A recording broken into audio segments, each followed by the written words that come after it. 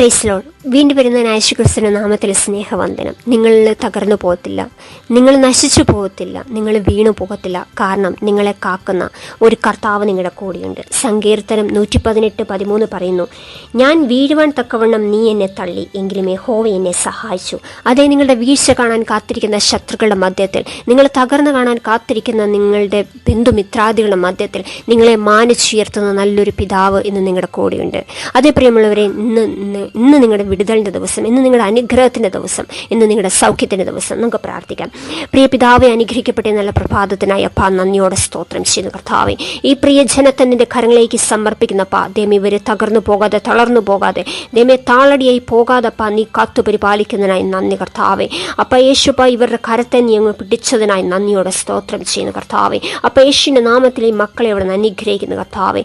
ഇവരുടെ കർത്താവെ താഴ്ചകൾ, വീഴ്ചകൾ നശിക്കുന്നത് കാണാൻ കാത്തിരിക്കുന്ന മക്കളുണ്ടല്ലോ, ജനങ്ങളുണ്ടല്ലോ കർത്താവെ. അവരുടെ മധ്യത്തിൽ കർത്താവെ ഇവരെ മാനിച്ചുയർത്തുന്നതിനായി സ്തോത്രം കർത്താവെ.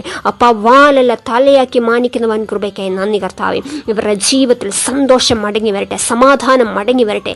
ദൈവമേ, അസ്വസ്ഥതകൾ കൊണ്ടുവരുന്ന കർത്താവെ പിശാച് യേശുവിൻ്റെ നാമത്തിൽ ഈ മക്കളുടെ ജീവിതത്തിൽ നിന്ന് കരമെടുത്ത് മാറ്റാൻ കൽപ്പിക്കുന്നപ്പം ഇന്നീ പ്രഭാതം മക്കളുടെ ജീവിതത്തിലുള്ള അനുഗ്രഹമായി മാറ്റെ, സമാധാനം മടങ്ങി വരട്ടെ, സ്വസ്ഥത മടങ്ങി വരട്ടെ കർത്താവെ.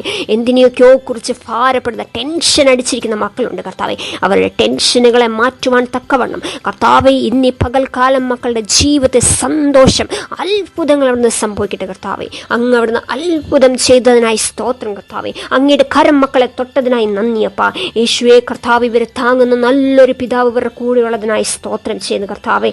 ഇവരെ തകർക്കുവാൻ കഴിയാതെ വണ്ണം കർത്താവെ അങ്ങിവരുടെ കൂടിയുള്ളതിനായി സ്തോത്രം. പിശാചിന്റെ പദ്ധതികളും പ്ലാനുകളും ഈ മക്കളുടെ ജീവിതത്തിൽ അവർ അനുവദിക്കത്തില്ല കർത്താവെ. അപ്പം നീ അവരുടെ കൂടിയുള്ളതിനാൽ കർത്താവെ ഒന്നും ഈ മക്കളുടെ ജീവിതത്തിൽ നിന്ന് സംഭവിക്കാൻ പോകുന്നില്ലപ്പാ. കർത്താവെ, അങ്ങ് മക്കൾക്ക് അനുകൂലമാണല്ലോ. ഇവരുടെ ജീവിതത്തിലെ ഏറ്റവും അനുഗ്രഹമായി മാറട്ടെ.